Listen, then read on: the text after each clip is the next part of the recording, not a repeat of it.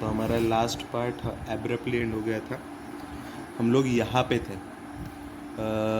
हम लोग ये बोल रहे थे, आई होप सब लोग लास्ट पार्ट में अटेंटिव थे, जो मैंने लास्ट पार्ट में आखिरी में बोला। अल्फ़ा इस क्वाड्रेटिक इक्वेशन का रूट है, मतलब अल्फ़ा इसको सेटिस्फाई तो करेगा भाई। तो अल्फ़ा को इसमें पुट कर दो तो ये हो जाएगा alpha square minus 13 alpha minus 114 equal to 0। Similarly beta भी इसका रूट है, मतलब beta square minus 13 beta minus 114 भी 0 होना चाहिए। हो पे बात सब लोगों को समझ में आ रही है। अभी देखो वो बोल रहा है I want a quadratic equation whose roots are alpha minus 6 whole square minus 150 and beta minus 6 whole square minus 150। अभी alpha minus 6 whole square minus 150 मतलब ये हो जाएगा alpha square minus 12 alpha plus 36 minus 150 plus 36 minus 115 मतलब ये हो जाएगा minus 114। अभी ये इंटरेस्टिंग बात ये है कि alpha square minus 13 alpha minus 114 0 है।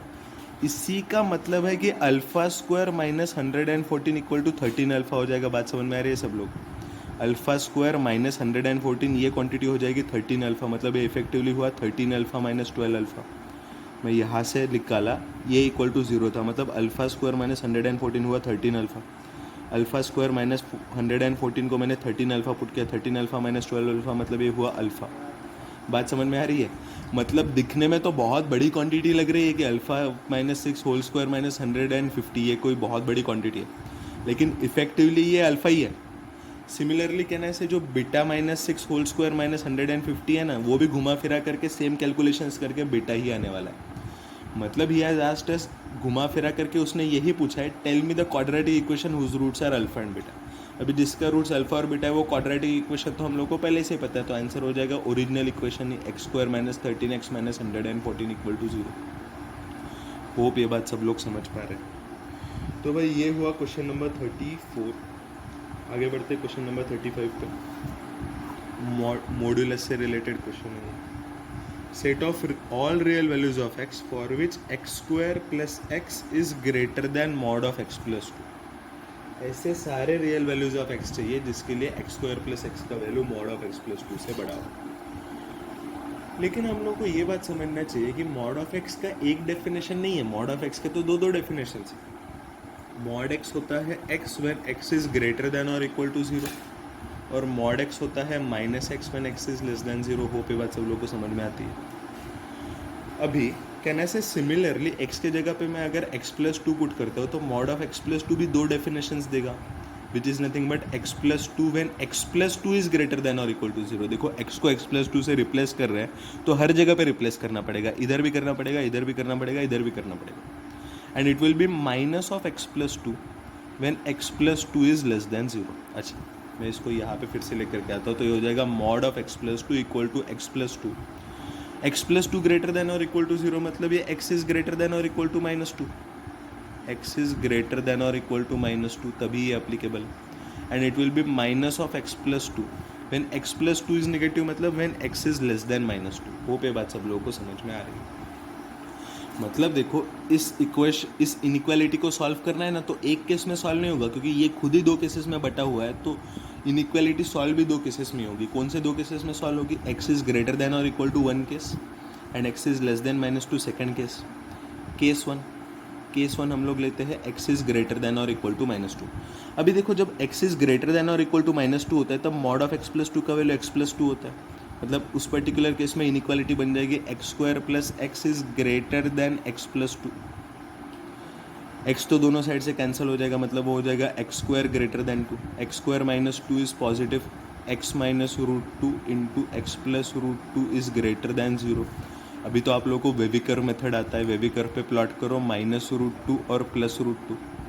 इन दोनों के बीच में एक रैंडम नंबर 0 लेते हैं, 0 पे फंक्शन का साइन चेक करो, निगेटिव आ रहा है। ऑफकोर्स यहाँ पे निगेटिव है, मतलब वेविकर के हिसाब से यहाँ पर पॉजिटिव आएगा और यहाँ भी पॉजिटिव आ जाएगा। बात समझ में आ रही है रे भाई सब लोगों को? हम लोग को कौन सी क्वांटिटी पूछी थी? हम लोग को पॉजिटिव क्वांटिटी पूछी थी, मतलब हम लोग को पता चलेगा x belongs to minus infinity to minus root 2 union root 2 से लेकर के infinity. This will be our solution of case 1, not the final answer. Sir क्यों, इसमें क्या प्रॉब्लम है? इसमें प्रॉब्लम ये है कि भाई ये सॉल्यूशन निकालने के लिए हम लोगों ने एक अजम्पशन किया था. क्या अजम्पशन था इस सॉल्यूशन निकालने में? अजम्पशन ये था कि x इज ग्रेटर देन और इक्वल टू -2. मतलब इस सॉल्यूशन में जो जो भी आंसर्स है उसमें से वही आंसर्स एक्सेप्टेबल हो गए जो ग्रेटर देन और इक्वल टू -2 है, क्योंकि वही अजम्पशन लेकर के ही तो आंसर निकाला गया है. अभी देखिए, मतलब effectively we have to find out intersection of x greater than और equal to -2 and x belongs to -∞ to -√2. -√2 included होना चाहिए आई गेस यहाँ पे. नहीं, इंक्लूडेड नहीं होना चाहिए क्योंकि यहाँ पे इनइक्वालिटी में स्ट्रिक्टली ग्रेटर देन था. तो -∞ टू -√2 यूनियन √2 टू इन्फिनिटी, इन दोनों का इंटरसेक्शन निकालेंगे. नंबर लाइन प्लॉट करो. नंबर लाइन पे -2 प्लॉट करते हैं. फिर -√2 इज़ 1.414, तो -√2 इज़ -1.414, तो ये इसके राइट साइड में लाई करेगा, ये हो जाएगा -√2. इधर हो जाएगा √2 टू इन्फिनिटी. तो पहला सोल्यूशन है x इज़ ग्रेटर देन और इक्वल टू -2, मतलब ये इस वाले पूरे पोर्शन की बात कर रहे हैं. फिर दूसरा वाला बोल रहा है x belongs to -∞ to -√2 union √2 to infinity. अभी ये दोनों का इंटरसेक्शन लेना है, क्योंकि दोनों जब साथ में करोगे तभी हम लोग को सोल्यूशन मिलेगा. देखिए दोनों में कॉमन क्या है, इतना पोर्शन तो दोनों में कॉमन है, इसमें भी कॉमन है, इसमें भी कॉमन है, मतलब √2 टू इन्फिनिटी तो होगा. और कुछ कॉमन है क्या भाई? देखो -2 से लेकर के -√2 का जो रीजन है ना, वो इसमें भी इंक्लूडेड है, इसमें भी इंक्लूडेड है. मतलब केस 1 का सोल्यूशन हो जाएगा x बिलोंग्स टू -2 इंक्लूडेड, क्योंकि -2 इसको भी अलाउड है, इसको भी अलाउड है. -2 से लेकर के -√2 एक्सक्लूडेड रहेगा, क्योंकि -√2 इसने मना किया इंक्लूड करने के लिए. यूनियन √2 से इन्फिनिटी. होप ये बात सब लोगों को समझ में आ रही है. लेकिन ये हमारा फाइनल आंसर नहीं है भाई, ये तो केस 1 का सोल्यूशन है. अभी केस 2 भी बचा हुआ है हमारा सॉल्व करने का. केस 2 होगा x इज लेस देन -2. अभी देखो, जब x लेस देन -2 था तब मॉड ऑफ x प्लस 2 हो गया था माइनस ऑफ x प्लस 2. मतलब हमारा इक्वेशन बन जाएगा x² plus x is greater then minus of x plus 2. तो x प्लस 2 दोनों साइड ऐड कर सकते हो जाएगा x² plus 2x plus 2 is greater than 0. अच्छा, अभी सर इसका भी वेविकर प्लॉट करेंगे. भाई इसका वेविकर प्लॉट नहीं कर सकते आप, क्योंकि इसका कोई रूट से नहीं है. इसका डिस्क्रिमिनेंट देखो, डिस्क्रिमिनेंट है b² माइनस 4. इसे डिस्क्रिमिनेंट तो निगेटिव है ना, डिस्क्रिमिनेंट निगेटिव मतलब इसका कोई रूट्स ही नहीं है. तो सर वेविकर मेथड अप्लाई नहीं कर सकते, तो सर सोल्यूशन कैसे निकालेंगे? भाई वेविकर मेथड नहीं अप्लाई कर सकते तो ग्राफ का यूज़ करो. कहना से d निगेटिव है तब 2 ग्राफ पॉसिबल है, लेकिन इसमें a coefficient of x² positive है, तो a पॉजिटिव है, d निगेटिव है. मतलब ग्राफ कुछ ऐसे बनेगा. ग्राफ ऐसे बनेगा, मतलब ग्राफ हमेशा x एक्सिस के ऊपर है. ग्राफ हमेशा x एक्सिस के ऊपर है. इसका मतलब क्या हुआ? ग्राफ x एक्सिस के ऊपर है, मतलब ये वाली क्वांटिटी हमेशा पॉजिटिव है, ये वाली क्वांटिटी हमेशा ही पॉजिटिव है. लेकिन हम लोग को किसका सॉल्यूशन पूछा गया था? ये क्वांटिटी को पॉजिटिव बनाने के लिए बोला गया था, लेकिन हम ग्राफिकली देख रहे तो ये क्वांटिटी सारे रियल वैल्यूज़ के लिए पॉजिटिव है. मतलब इसका सॉल्यूशन हो जाएगा x belongs to real numbers. Hope ये बात सब लोगों को समझ में आ रही है. तो sir x belongs to r क्या फाइनल सॉल्यूशन होगा? नहीं, ऐसा नहीं है. ये सॉल्यूशन निकालने में अजम्पशन ये था कि x लेस देन -2 है. अभी x लेस देन -2 भी होना चाहिए, x belongs to real numbers भी होना चाहिए. तो दोनों का इंटरसेक्शन लो. दोनों में कॉमन क्या है? दोनों में कॉमन है x is less then -2. Hope ये बात सब लोगों को समझ में आ रही है. तो केस 1 का आंसर निकल गया, केस 2 का आंसर निकल गया. केस 1 रहेगा तो भी इनइक्वालिटी सही है, केस 2 रहेगा तो भी इनइक्वालिटी सही है. मतलब केस 1 और केस 2 का यूनियन लेना पड़ेगा. बात समझ में आ रही है. x लेस देन -2 मतलब x बिलोंग्स टू -∞ टू -2. अभी -∞ टू -2 का यूनियन इसके साथ लोगे तो देखो -∞ टू -2 तक था, फिर -2 से -√2 तक भी है. मतलब यूनियन लेने के बाद हो जाएगा x belongs to -∞ to -√2 union √2 to infinity. Hope ये बात सब लोगों को समझ में आ रही है. तो ये था क्वेश्चन नंबर 35. अभी नेक्स्ट क्वेश्चन पे आते हैं. क्वेश्चन तो बड़ा इंटरेस्टिंग लग रहा है. क्वेश्चन नंबर 36 देखो क्या बोल रहा है वो. The number of integral values of x for which 5x minus 1 is less than x plus 1 whole square is less than 7x minus 3 is. अच्छा, ऐसे इंटीग्रल वैल्यूज ऑफ x चाहिए जिसके लिए ये इनइक्वालिटी ट्रू है. अभी इसका मतलब कहना से इसका मतलब यही है कि 5x minus 1 is less than x plus 1 whole square. And दोनों साथ में तो होना चाहिए, तभी तो जाकर के ओवरऑल इनइक्वालिटी ट्रू रहेगी। And x plus one whole square is less than 7x minus 3। अभी ये हो जाएगा, इसको मैं लिख सकता हूँ 5x minus one is less than x plus one का whole square. x plus one का होल स्क्वायर मतलब ये हो जाएगा is less than x square plus 2x plus one. अभी ये 5x माइनस वन को इधर शिफ्ट करते तो ये हो जाएगा 0 is less than x square minus 3x plus 2। Effectively वो बोलना चाहता है कि x square minus 3x plus 2 is greater than 0। X square minus 3x plus 2 is greater than 0। Factorization करो, x minus one into x minus 2 is greater than 0। Wavy curve method use करेंगे। Wavy curve method में 1 और 2 plot करेंगे। As usual मैं random number 0 लूँगा जो कि यहाँ पे लाई कर रहा है। 0 पे साइन चेक करो, माइनस वन इंटू माइनस 2 ये तो पॉजिटिव है, तो यहाँ पे वेविकर नेगेटिव होगा, यहाँ पे वेविकर पॉजिटिव होगा। अभी देखिए, this is greater than 0, this is greater than 0 मतलब ये हो जाएगा x belongs to minus infinity to 1 union 2 to infinity. तो ये हमारा सॉल्यूशन हुआ। This is our solution of first equation. देखिए ये फाइनल आंसर नहीं है, ये तो बस इतने वाले पार्ट का सॉल्यूशन है। अभी तो और एक इनइक्वालिटी भी सॉल्व करने की बची हुई है। सेकंड इनइक्वालिटी है x plus one whole square is less than 7x minus 3। x plus one whole square is less than 7x minus 3, तो ये हो जाएगा x square plus 2x plus one is less than 7x minus 3। इसको यहाँ पे shift कर दो तो हो जाएगा X square minus 5x plus 4 is less than 0। Factorization करो या शिदराचार्य फॉर्मूला लगाओ, जो भी करना चाहते हो करो। ये हो जाएगा x minus one into x minus 4 is negative. फिर से वेविकर पे 1 और 4 प्लॉट करेंगे। एज यूजुअल मैं रैंडम नंबर 0 लूँगा जो कि यहाँ पे लाई कर रहा है। 0 पे फंक्शन का साइन पॉजिटिव आ रहा है, चेक करो, minus one into minus 4 positive है, तो यहाँ पे वेविकर नेगेटिव आएगा, यहाँ पे वेविकर पॉजिटिव आएगा। हमें कैसा वेविकर चाहिए, हमें निगेटिव वाला चाहिए, मतलब हमारा आंसर आ जाएगा x बिलोंग्स टू 1 2 4। होप ये बात सब लोगों को समझ में आ रही है, but this is also not the final answer. ये हमारा सेकंड इक्वेशन है। हमारा फर्स्ट इक्वेशन क्या था, x belongs to minus infinity to 1 union 2 to infinity. x belongs to minus infinity to 1 union 2 to infinity, ये था हमारा इक्वेशन 1। अभी दोनों इनइक्वालिटी साथ में ट्रू होनी चाहिए, मतलब 1 और 2 का इंटरसेक्शन लेना पड़ेगा 1 और 2 के सॉल्यूशन का। देखिए नंबर लाइन पे प्लॉट कीजिए, नंबर लाइन पे 1 प्लॉट करते हैं, 2 प्लॉट करते हैं, 4 प्लॉट करते हैं।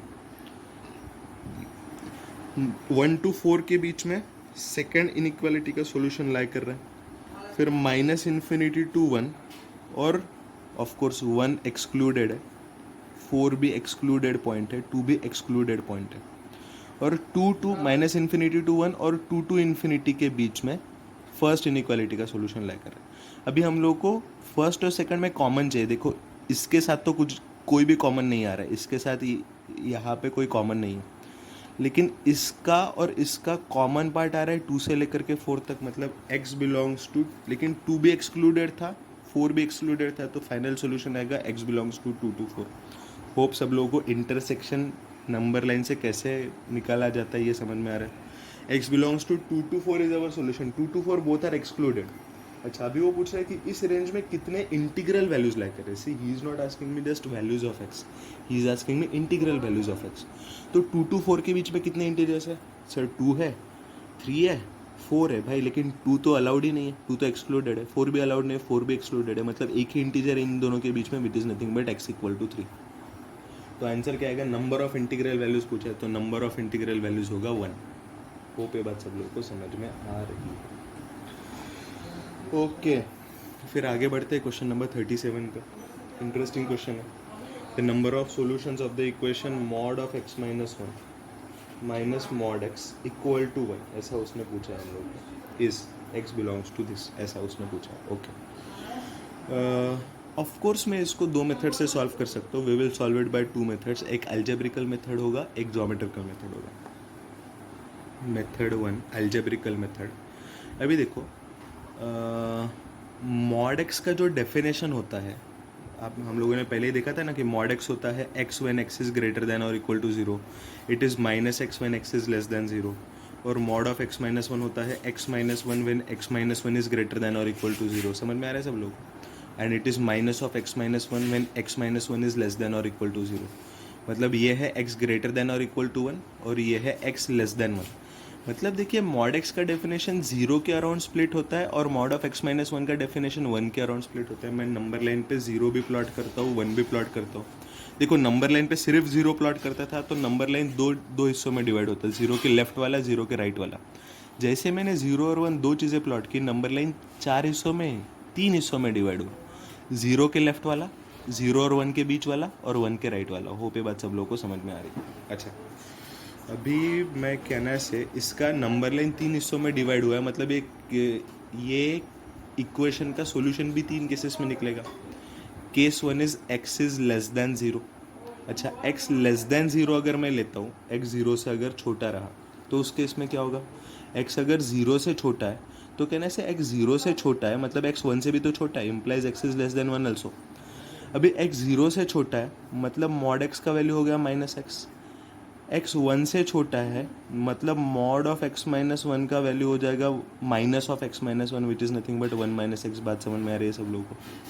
अभी देखिए मॉड x का वैल्यू पता चल गया, मॉड ऑफ x माइनस 1 का वैल्यू पता चल गया, तो आपका LHS क्या हो जाएगा. LHS will be equal to mod of x minus 1 which is 1 minus X minus mod of x which is nothing but minus X. वो पे बात सब लोगों को समझ में आ रही है.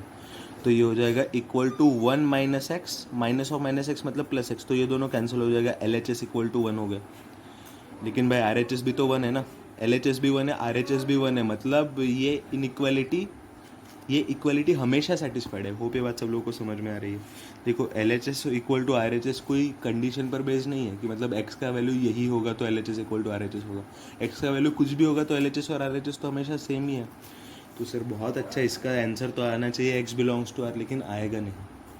क्यों सर. भाई इसका रीज़न सिंपल सा है कि ये जो आंसर हमने निकाला ना, ये आंसर निकालने के पीछे एक बेसिक अजम्पशन था. अजम्पशन ये था कि x इज़ लेस देन 0. अच्छा, x इज़ लेस देन 0 अगर हमारा अजम्पशन है तो आंसर जो भी आएगा वो तभी वैलिड होगा जब x इज़ लेस देन 0 है. तो इन दोनों का इंटरसेक्शन लो, इन दोनों का इंटरसेक्शन लोगे तो आंसर आएगा x इज़ लेस देन 0. वो पे बात सब लोगों को समझ में आ रही है. x लेस देन 0 मतलब x belongs to minus infinity to 0. ये केस 1 का सोल्यूशन है. फिर केस 2 हम लोग लेंगे. देखो 0 से छोटे वाले सारे नंबर्स ले लिए. अभी 0 to 1 के बीच में के नंबर्स लेंगे. केस 2 होगा 0 लेस देन और equal to x less than और equal to 1. Of course x 0 से बड़ा है, x 0 और 1 के बीच में लाई कर रहा है मतलब x 0 से बड़ा है. x 0 से बड़ा है मतलब ये वाला डेफिनेशन, तो mod x equal to x हो जाएगा. x 0 से तो बड़ा है लेकिन 1 से छोटा है मतलब डेफिनेशन ये हो जाएगा कि mod of x minus 1 equal to minus of x minus 1. तो मॉड ऑफ x माइनस 1 हो जाएगा equal to minus of x minus 1 मतलब 1 माइनस एक्स. अभी फिर से LHS निकालते हैं. LHS हो जाएगा mod of x minus 1 which is nothing but 1 minus X minus mod x is nothing but x. तो LHS हुआ 1 माइनस 2x और RHS क्या था, RHS तो 1 था और RHS इक्वल टू 1 है. अभी इक्वालिटी तभी ट्रू कि जब LHS इक्वल टू RHS होगा मतलब 1 minus 2x equal to 1. 1 cancel होगा मतलब माइनस 2x इक्वल टू 0 मतलब x इक्वल टू 0. हो पे बात सब लोग को समझ में आ रही है. अच्छा, x इक्वल टू 0 ये सोल्यूशन तभी वैलिड होगा जब वो इस रेंज में लाई करेगा. x इक्वल टू 0 इस रेंज में लाई कर रहा है क्या. हाँ लाई कर रहा है मतलब x इक्वल टू 0 भी हमारा रिक्वायर्ड सोल्यूशन है. फिर उसी तरीके से केस 3 भी निकाल लेंगे. देखो रे भाई केस 3 क्या आ रहा है. केस 3 होगा ऑफ कोर्स नंबर लाइन पे देखेंगे. पहले हमने x लेस देन 0 लिया था, फिर 0 to 1 के बीच में लिया था. अभी x ग्रेटर देन 1 लेंगे. x greater then 1. अच्छा, x ग्रेटर देन 1 है तो कहना से x ग्रेटर देन 1 है तो x ग्रेटर देन 0 भी तो है, मतलब मॉड x का डेफिनेशन x यहाँ पे अप्लाई होगा और मॉड ऑफ x माइनस 1 का डेफिनेशन x माइनस 1 अप्लाई होगा. दिस इम्प्लाइज मॉड x का डेफिनेशन हो जाएगा x और मॉड ऑफ x माइनस 1 का डेफिनेशन हो जाएगा x माइनस 1. अच्छा, LHS क्या आएगा देखते हैं. LHS हो जाएगा mod of x minus 1 minus X. LHS होगा mod of x minus 1 minus mod of x equal to mod of x minus 1 है x minus 1 minus mod of x है x कैंसिल होगा तो इफेक्टिवली हुआ minus 1. LHS minus 1 है, RHS कितना है देखो इक्वेशन में RHS 1 है तो यहाँ से RHS इक्वल टू 1 आ रहा है. LHS और RHS तो कभी इक्वल हो ही नहीं सकते मतलब यहाँ से नो सोल्यूशन है. देखो मैं ये नहीं बोल रहा हूँ कि फाइनल क्वेश्चन का आंसर नो सोल्यूशन. केस 3 से कोई सोल्यूशन नहीं मिला हमको.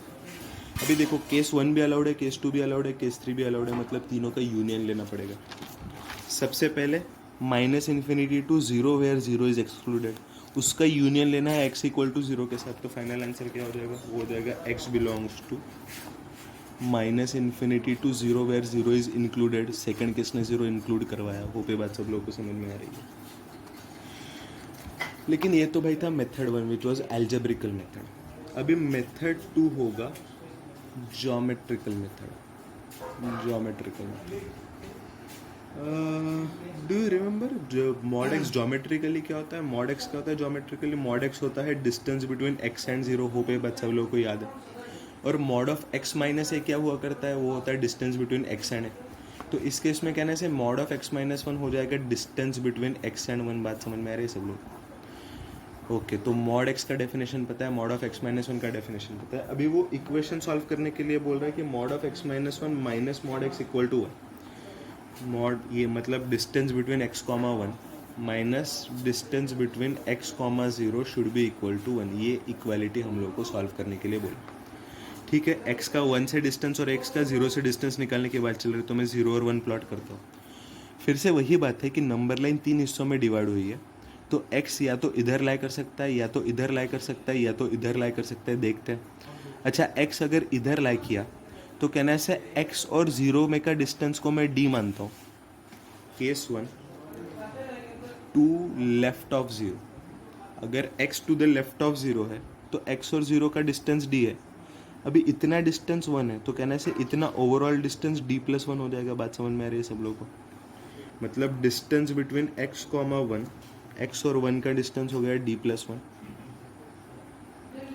और x और 0 का डिस्टेंस हो गया d। Distance between x comma 0 हो गया d। अभी आपको ये इक्वलिटी, ये इसका LHS चेक करो।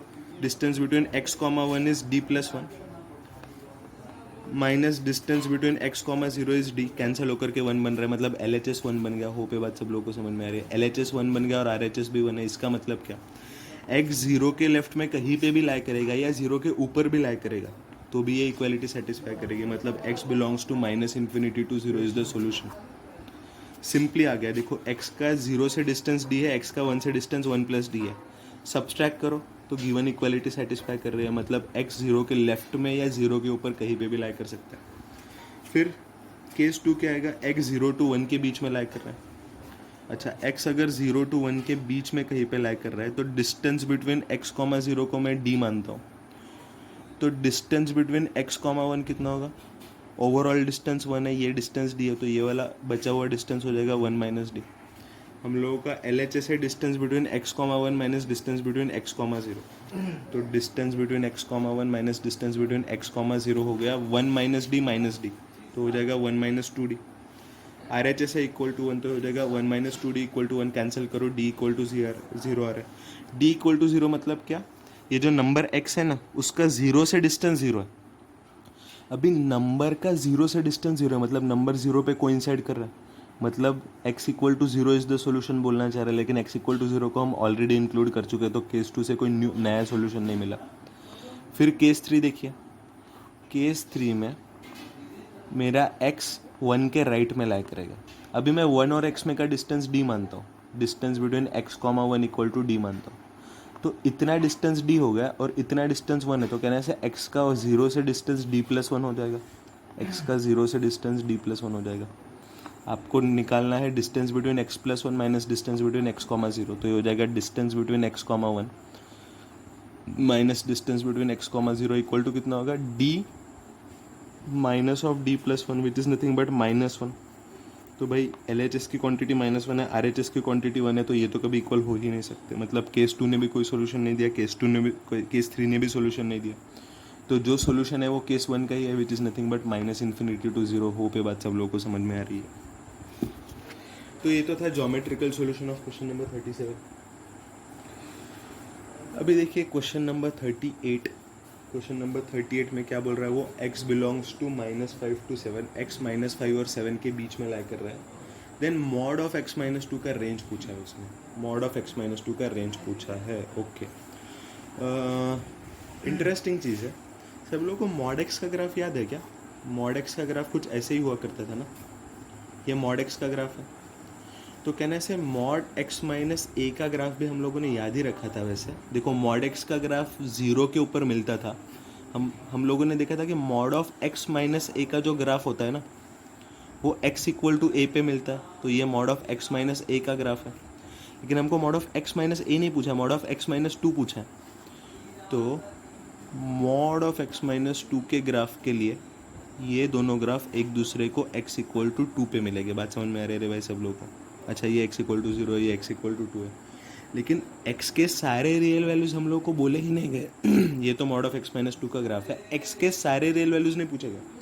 हम लोग को स्पेसिफिकली बोला गया है कि x बिलोंग्स टू -5 to 7। मतलब देखिए, x ज़्यादा बड़ा रेंज नहीं ले रहा है, बस -5 to 7 के बीच में ही है।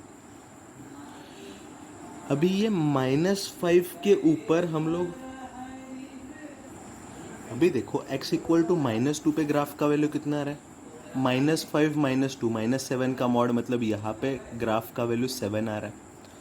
फिर x इक्वल टू 7 पे ग्राफ का वैल्यू देखो, ऐसे दिखने में तो मेरा ग्राफ में दिख रहा है कि बड़ा वैल्यू आ रहा है, लेकिन एक्चुअल में ऐसा होने वाला नहीं है। देखो, -5 पे ग्राफ का वैल्यू -7 आएगा, 7 पे पुट करो तो 7 - 2 का मॉड मतलब 5, तो ये 5 यहाँ पे ही अटक जाएगा और ऑफ कोर्स ये वाला वैल्यू 7 आएगा यहाँ तक। वो पे बात सब लोगों को समझ में आ रही है? अच्छा, अगर हमारा x बिलोंग्स टू -5 to 7 ही है, तो हम लोगों को बाकी का ग्राफ कंसिडर करने की क्या ज़रूरत है? हम अपने ग्राफ को क्रॉप कर देंगे, क्रॉप करके उतना ही ग्राफ ऑब्जर्व करेंगे जितना -5 to 7 के बीच में। क्रॉप करके बाहर लेकर के आते हैं इसको, देखो क्या बनेगा। यहाँ पे कहीं तो -5 है और यहाँ पे कहीं 7 है। देखिए, x इक्वल टू -5 पे हम लोगों ने देखा था कि ग्राफ 7 पे जा रहा है, x इक्वल टू 2 पे 0 बन रहा है, x इक्वल टू -5 पे 7 पे जा रहा है ग्राफ, 7 पे गया ग्राफ, और x इक्वल टू 7 पे 5 के ऊपर गया ग्राफ। अच्छा, x इक्वल टू 7 पे गया 5 के ऊपर ग्राफ। अच्छा, graph is something like this, but this is not the perfect graph. क्यों परफेक्ट ग्राफ नहीं है मैं बता रहा हूँ। अच्छा, ये 5 है, ये 7 है, वो तो मैंने कैलिब्रेट कर दिया इन लोगों को, but still this is not the perfect graph, क्योंकि देखिए वो x बिलोंग्स टू -5 to 7 बहुत एक्सक्लूडेड बोला है। तो x इक्वल टू -5 वाला जो पॉइंट है ना, वो भी ग्राफ में से हटाना पड़ेगा, और x इक्वल टू 7 का जो आंसर है वो भी ग्राफ में से हटाना पड़ेगा। हो पे बात सब लोगों को समझ में आ रही है? मतलब देखिए, ये जो मेरा ग्राफ है ना, वो मेरा ग्राफ बस इतना ही है, इसके नीचे भी नहीं है, इसके ऊपर भी नहीं है। अभी इस ग्राफ का रेंज बताओ। रेंज मतलब y के कौन कौन से वैल्यूज़ पॉसिबल है? देखो, निगेटिव वैल्यूज़ में तो ग्राफ एग्जिस्ट ही नहीं कर रहा है। पॉजिटिव वैल्यू में कहाँ से शुरुआत हो रहा है? 0 से शुरुआत हो रहा है। मतलब x, मतलब not x belongs to mod of x minus two, ये x versus mod of x minus two का ग्राफ है ना। x versus mod of x minus two के ग्राफ में mod of x minus two y axis के ऊपर है। Mod of x minus two शुरुआत हो रहा है, देखो निगेटिव में तो है नहीं, 0 से शुरुआत हो रही है, बिलोंग्स टू 0 टू एंड कहाँ पे हो रहा है? देखो 5 पे एंड नहीं हो रहा है। कोई बोल रहा है सर 5 पे एंड हो रहा है, नहीं 5 पे एंड नहीं हो रहा है भाई, 5 के ऊपर 5.56 वो भी तो वैल्यूज़ ले रहा है। एंड हो रहा है 7 पे, अप टू 7, लेकिन 7 रहेगा नहीं, क्योंकि 7 वाला पॉइंट एक्सक्लूडेड है। बात समझ में आ रहा है सब लोग को? मतलब mod of x minus two belongs to 0 to 7। हो पे बात सब लोगों को समझ में आ रही है? ग्राफिकल क्वेश्चन था। आगे बढ़ते हैं क्वेश्चन नंबर 39 पे। Complete solution set of the equation 0 less then mod x less then 2। 0 less then mod x less then 2 का कंप्लीट सॉल्यूशन सेट पूछा है। इसको बहुत अलग अलग मेथड से कर सकते हैं, but I will tell you the graphical way. Mod x का, अगर x वर्सेस मॉड x का ग्राफ निकालता हूँ मैं, ये x वर्सेस मॉड x का ग्राफ ऐसे दिखने वाला है। अभी वो बोल रहा है कि मॉड x का वैल्यू 0 to 2 के बीच में लाई करना चाहिए। देखो, x के बारे में कुछ नहीं बोल रहा, वो मॉड x के बारे में बोल रहा है। मॉड x 0 से लेकर के 2 के बीच में लाई करना चाहिए, तो वो उतना ग्राफ हम लोग क्रॉप करके नीचे ला लेते हैं। मॉड x 0 तो सर इधर से शुरुआत करते हैं, लेकिन शुरुआत इधर से कर नहीं सकते, क्योंकि देखो mod x equal to 0 excluded है। तो ये वाला जो मॉड x जहाँ पे 0 हो रहा है ना, ये वाला पॉइंट हमारे क्रॉप्ड ग्राफ में एक्सक्लूड करना पड़ेगा। बात समझ में आ रही है सब लोगों को? फिर इधर से शुरुआत होकर के ये ऐसे जाएगा, यहाँ पे mod x equal to 2 end होता है। लेकिन ये भी बात समझने की कोशिश करो कि मॉड x इक्वल टू 2 भी एक्सक्लूड किया गया है, मतलब ये वाला पॉइंट और ये वाला पॉइंट भी एक्सक्लूड हो रहा है। समझ में आ रहा है सब लोगों को? अभी और एक चीज़ समझने लायक ये है कि ये x वर्सेस मॉड x है ना, तो मॉड x इक्वल टू 2 हो रहा है, मॉड एक्स इक्वल टू 2 कब होता है? जब एक्स इक्वल टू 2 होता है और जब एक्स इक्वल टू -2 होता है। होप ये बात सब लोगों को समझ में आ रही है। अच्छा, अभी ग्राफ तो हमारा पूरा निकल गया। हम लोग को y का रेंज पता था, मतलब मॉड एक्स का रेंज पता था। x का रेंज पता करने के लिए बोला। देखिए हमारा ग्राफ कौन कौन से वैल्यूज ऑफ x के लिए डिफाइंड है। x बिलोंग्स टू, देखो ग्राफ हमारा -2 के लेफ्ट में तो एग्जिस्ट ही नहीं करा, हमने क्रॉप करके नया ग्राफ निकाला है। -2 के लेफ्ट में ग्राफ ही नहीं है, तो x का ग्राफ ही शुरुआत हो रहा है -2 से, लेकिन -2 को एक्सक्लूड करना पड़ेगा क्योंकि ये पॉइंट एक्सक्लूडेड है। सर -2 से 2 तक ग्राफ है? नहीं नहीं नहीं नहीं, -2 से 2 तक ग्राफ नहीं है। लिख सकते कि -2 से 2 तक ग्राफ है, लेकिन x इक्वल टू 0 वाला पॉइंट एक्सक्लूडेड है, तो -0 ऐसे करना पड़ेगा। ये वाला पॉइंट हटा दिया हम लोगों ने। होप ये बात सब लोगों को समझ में आ रही है। अगेन ये सिंपल सा क्वेश्चन था based on a graphical understanding. Question number 40 interesting है, ये ग्राफिकल नहीं है भाई। देखो वो बोल क्या रहा है कि mod of 3x - 4 equal to 5 है। मीन्स ही वॉन्ट्स टू से कि एक ऐसा कोई तो नंबर है 3x - 4 जिसका मैग्नीट्यूड 5 है। मॉड्यूलस का फर्स्ट मीनिंग तो ये होता है ना, first meaning of modulus is magnitude. किसी नंबर का मैग्नीट्यूड 5 है तो नंबर क्या क्या हो सकता है? नंबर प्लस या -5 हो सकता है। होप ये बात सब लोग को समझ में आ रही है। मैं फिर से बोल रहा हूँ, किसी नंबर का मैग्नीट्यूड 5 है, मतलब नंबर या तो +5 होगा या तो -5 होगा। केसेस लेते 3x - 4 equal to 5 and 3x - 4 equal to -5। यहाँ से हो जाएगा 3x इक्वल टू 9, मतलब x equal to 3। 3x - 4 equal to -5 है ना, तो 4 ऐड करो, हो जाएगा 3x इक्वल टू -1, मतलब ये हो जाएगा x इक्वल टू -1/3। बात समझ में आ रही है भाई सब लोग? x इक्वल टू 3 भी है, x इक्वल टू -1/3 भी है, लेकिन इसमें सोल्यूशंस क्या है पूछा नहीं है, कितने। ठीक है, तो हमारा बैकग्राउंड नॉइज़ भी बहुत अच्छा खासा हो रहा है यहाँ पे, बट होप आप लोगों को मेरी बात भी सुनाई दे रही है। x इक्वल टू 3 और x इक्वल टू -3, हमें सोल्यूशंस क्या है पूछा नहीं था, हमें नंबर ऑफ सॉल्यूशन पूछा गया था। कितना सॉल्यूशंस है भाई? 2 सॉल्यूशंस है, मतलब आंसर आया 2 सॉल्यूशंस। होप ये बात सब लोगों को समझ में आ रही है। फिर क्वेश्चन नंबर 41 पे आते रहे भाई।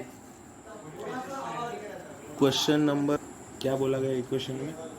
Mod of x + 1 plus mod of 2x - 3 equal to 4 बोला गया। अच्छा, मैं इसको थोड़ा रीअरेंज करके लिखता हूँ ताकि मेरा क्वेश्चन बड़ा आसान हो जाए। इसको मैं लिख सकता हूँ mod of x minus of -1 plus, इसमें से 2 कॉमन निकालूंगा तो ये हो जाएगा +2 times mod of x - 3/2 equal to 4। बात समझ में आ रही है सब लोगों को? सर ऐसा क्यों कर रहे हैं आप?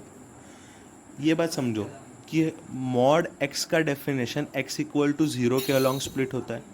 मॉड ऑफ x - a का definition x equal to a के अलॉन्ग स्प्लिट होता है। सिमिलरली मॉड ऑफ x -1 का डेफिनेशन x इक्वल टू -1 के अलॉन्ग स्प्लिट होगा। होप ये बात सब लोग को समझ में आ रही है। सिमिलरली मॉड ऑफ x - 3/2 का डेफिनेशन x इक्वल टू 3/2 के अराउंड स्प्लिट होगा। Is it clear with everyone? मतलब देखिए इफेक्टिवली हमारा जो डेफिनेशन है ना, वो एक जगह पे स्प्लिट नहीं होगा, 2 जगह पे डेफिनेशन, मॉड का डेफिनेशन हमारा 2 जगह पे स्प्लिट होने वाला है। एक बार x इक्वल टू -1 पे, एक बार x इक्वल टू 3/2 पे। अभी नंबर लाइन पे प्लॉट करो, x इक्वल टू -1 प्लॉट करो, x इक्वल टू 3/2 प्लॉट करो। नंबर लाइन कितने हिस्सों में डिवाइड हो गया? 3 हिस्सों में डिवाइड हुआ। -1 के लेफ्ट वाला हिस्सा अलग, -1 to 3/2 के बीच वाला हिस्सा अलग, 3/2 के राइट वाला हिस्सा अलग। ऐसा क्वेश्चन हम लोगों ने इसके पहले भी तो किया है ना?